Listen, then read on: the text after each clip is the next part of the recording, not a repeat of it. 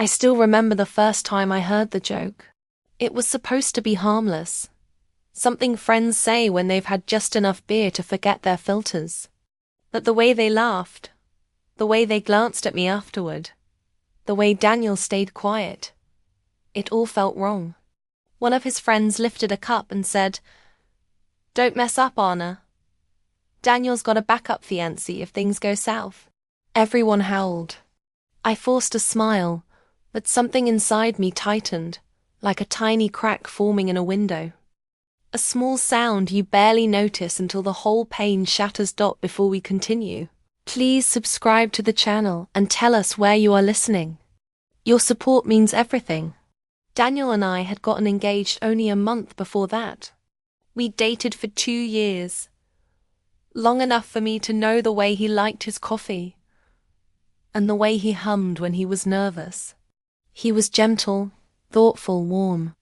But his friends, they were loud, sarcastic, a little too familiar with him, and strangely territorial. The kind of group that treats outsiders like they're still being interviewed. But the biggest red flag wasn't the group, it was one person. Emily. The first time I met her, she hugged Daniel longer than I liked, laughed at all his jokes a little too eagerly, and looked at me with a smile that didn't reach her eyes. She sat beside him like she'd already reserved the space. When I shook her hand, she said, "Finally." The famous Anna. Like I was an overdue package she'd tracked online. Daniel brushed it off. "She's just a close friend," he said. "She helped me after a rough breakup. She's basically family." Family didn't look at my fiancé like she was memorizing his face. At another gathering, I walked into the kitchen and heard them talking. Emily laughed and said, "If Anna ever messes up, I'd marry him in a heartbeat." My stomach dropped. The others laughed like it was the funniest thing in the world. I stepped back before they saw me. That night, I asked Daniel about it. He laughed it off. "They're joking." But he didn't deny that she'd actually say something like that. Then came the weekend cabin trip where everything went from uncomfortable to unignorable. The moment we arrived, Emily the shadow attached herself to Daniel's side. She reminisced about their old blanket, their inside jokes, the meals she used to cook him, and the nights he supposedly cried on her shoulder. I wasn't jealous. I was confused. Why did she act like she was in a relationship with my fiancé? While everyone was outside, I finally faced her in the kitchen. I asked, "Do you have feelings for him?" She didn't hesitate. She smiled and said, "If he ever wanted me, he knows I'd say yes." Then she added, "You're cute for thinking you have him all figured out." That was the first time I felt genuine anger toward her. That night, we all sat around a fire playing Truth or Dare. When Emily got truth, Jenna smirked and asked, "Is it true you'd marry Daniel if Anna ever messed up?" Emily didn't blink. Obviously. The group exploded with laughter. I looked at Daniel, expecting him to defend me, shut it down, or at least say something. He didn't. His silence said everything. I left the circle and locked myself in the bedroom. A few minutes later, Daniel knocked. He said I was taking a joke too seriously. I told him I wasn't upset about the joke. I was upset about the meaning behind it. About the part everyone seemed to take seriously except him. The next morning, I found Emily in the kitchen using Daniel's favorite mug. She looked me dead in the eyes and said, "You know you're temporary, right? Everyone knows it but you."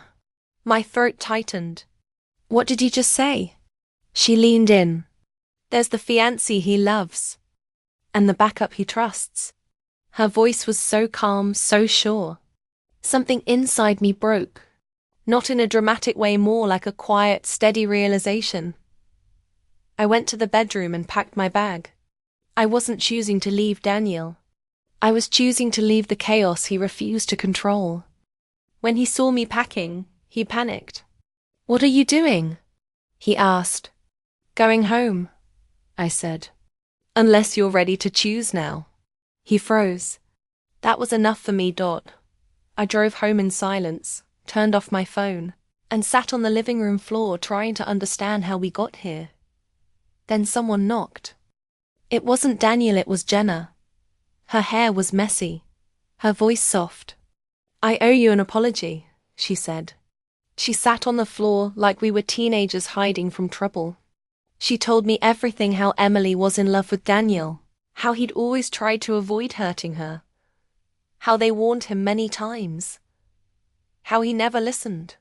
But then Jenna said something that made my heart stop. "You didn't hear what happened after you left."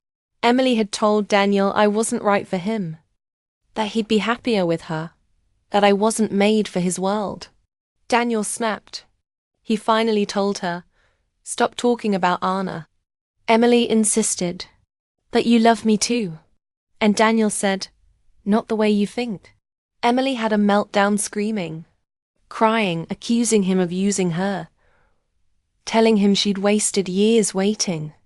For the first time, Daniel finally told her to leave. She was driven home. The group stayed in stunned silence.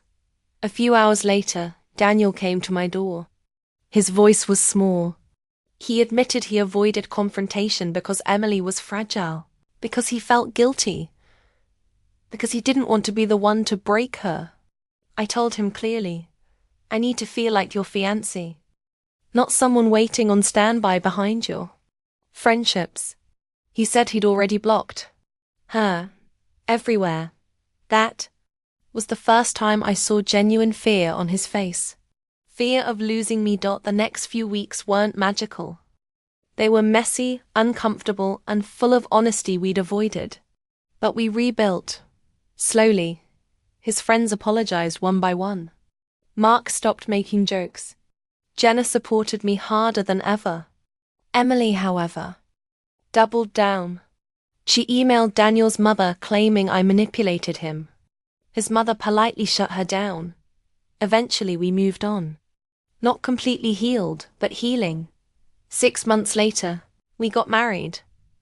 During the reception, Jenna handed Daniel an envelope with a small hand-drawn heart on the corner. Emily's signature.